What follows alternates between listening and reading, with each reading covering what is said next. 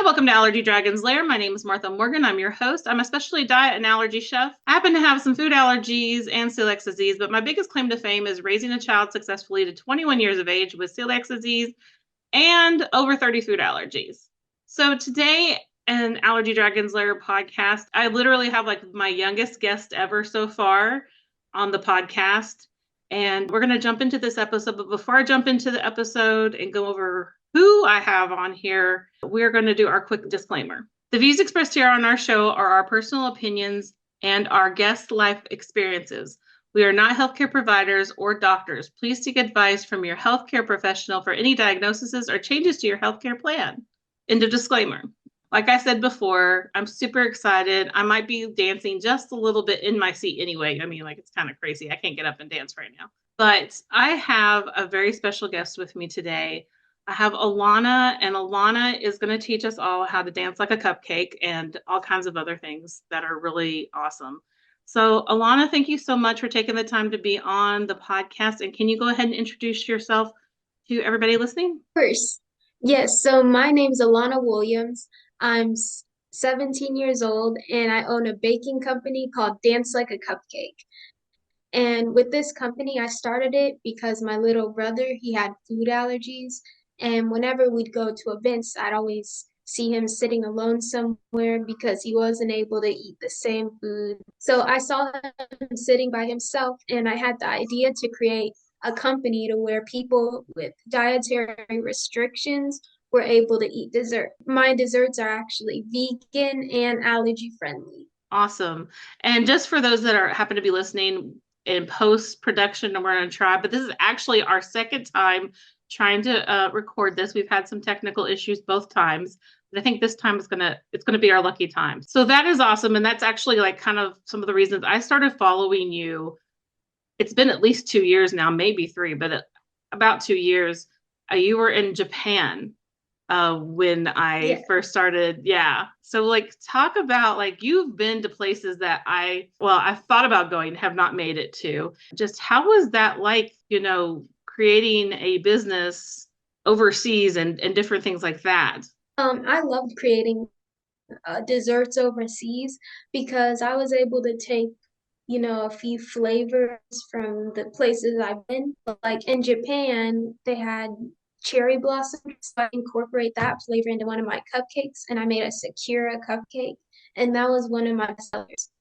So I really like having the experience of being able to, use different flavors from other places. And so besides Japan, where else have you lived at? I've lived in South Korea and Germany. I really like Germany because we were able to travel to different places while we were there. So we actually went to Paris, France, and I was able to learn how to make macarons, which are like French cookies. So I'm trying to make those allergy friendly too. Those are challenging to make depending on what allergen you want to take out.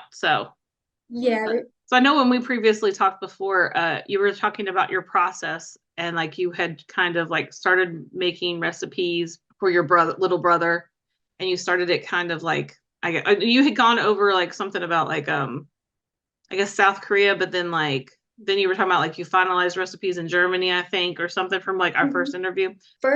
the first place that we moved from overseas was actually South Korea. And in South Korea, that's when I actually started the business and I was able to create recipes. And after that, I moved to Germany, and that's when I started finalizing the recipes and perfecting them. And when I moved to Japan, that's when I started selling my desserts. And that process from South Korea to Germany really helped me because I was able to have all those recipes at once. And they were already, perfected. That's awesome. I think that what you're doing is awesome. Obviously, that's why I do Allergy Dragons Lair podcast. I like to focus on people doing amazing things for all of us in this community. And you don't have any food allergies yourself, right? No, I don't. But I do enjoy eating vegan foods and plant-based foods. That's good. But it's also nice that you took the time and effort to learn how to do all of this for your little brother. Nobody told you you had to do this. No, it was just really sad to see him sitting by himself, at birthday parties. And then sometimes we'll have to, when we're at stores or restaurants, we need to look in the back of the ingredient list to make sure that my little brother can actually eat the foods. Yeah, it's always a challenge because you were young, obviously, when you're younger than you are now. You're still young. Well, I don't know what I meant by that, but you were much younger now, obviously, when your brother was born. So it you probably didn't register a lot what was going on, but as you are growing up with it, did it cause any type of stress other than, seeing your brother by himself for you? It I think it caused stress for the whole family because sometimes when he'd have allergic reactions, we'd have to take a trip to the hospital and he'd stay there for a few days. So, yeah, it was stressful for everybody when we first found out. And he was a little tyke when he was first diagnosed, right? Yeah, he was 3 years old. 3 years old. Yeah, that's little. And he's like 12 now, if I think. Yes. Yeah, okay. Your little brother, I'm sure, is very hyped about you being a baker and making all of these awesome things and selling them, but you created a business as well. And I remember clicking on a picture of just this really gorgeous cupcake. Had no clue. Then I started deep diving, started seeing like little reels and things you were doing. And then I was like, she's how old? She lives where? But yeah, I loved your desserts, thought they were so pretty. And Thank you. you're welcome. And then like just your all story, and I don't know, it's just awesome. So what I wanted to ask you about was what made you think, oh, I could make this a business, or what was it? I mean, I know you started it with trying to help him, but then when did you decide to take it to a business level? I decided to take it to a business level once I found out that my desserts could be really good once I perfected them. And after I did perfect them, I was like, oh, these are good enough to sell. So I started selling to a few people that were on base because we were living overseas and people liked them. So I was like, okay, let's expand. And that's how it started. And then you did like pop-ups and that kind of thing started in Japan, right? Yes. Yeah, I did like events. I started doing pop-ups in Japan, and I remember the first pop-up that I've ever did, it was a lot of work, but now it's like easier for me because I have to do the baking, the packaging, and then the setup for the table setup. But once I got the process, I was able to do it a lot quicker. And you have your family to help you too. I think your brother, like I said, I'm sure he really enjoys it, being able to be part of this. But what's his favorite dessert that you make? I think his favorite desserts would be Pop Tarts, the strawberry Pop Tarts that I've made. Those are really good. And then what are yours? My favorite would have to be the red velvet cookie and my churro cupcake. Those both sound very good. But some of the things you do are gluten-free or wheat-free, right? As well, but not all of them. Yes, not all of them. I sell gluten sensitive chocolate chunk cookies, which are gourmet cookies, and I also sell gluten sensitive cupcakes too. And I know that you're back in America now, and I would like to kind of compare like things that about the differences, because I would imagine having the language barrier that you have, creating a business overseas, and then coming here to America and having to kind of like reestablish the business and all that and all the legal stuff that y'all have to do. And I know you're selling here. Can you kind of go into that about like the challenges you had of starting a business and then coming back here? I know it's kind of a long question, but and then what you're doing here now as far as your business.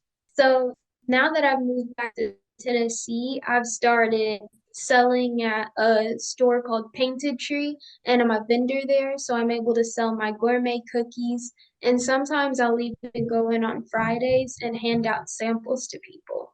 And there is a difference because in Japan, when I would do events off base, I did have to deal with the language barrier, but here I don't have to because we speak the same language. But there was also advertising. Since I was selling off base in Japan, I had to work with pictures instead of, saying things with words.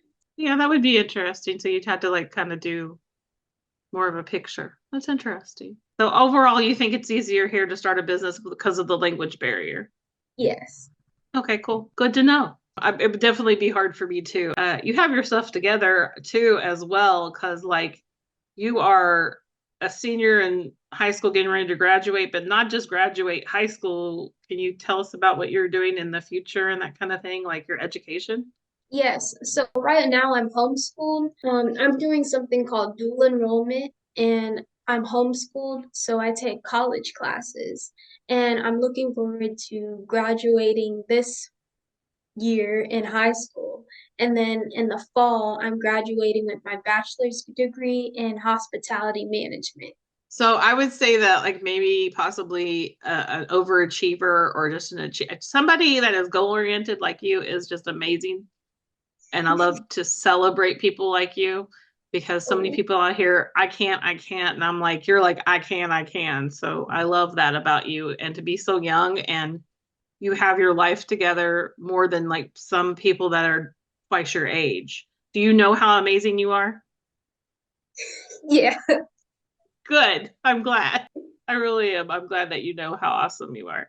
If I had had it all together, then I don't know if I'd end up where I'm at now. But the fact that you have done all of this in a short time, and obviously I know you spoke about it the first time we talked about how supportive your family is of everything you do.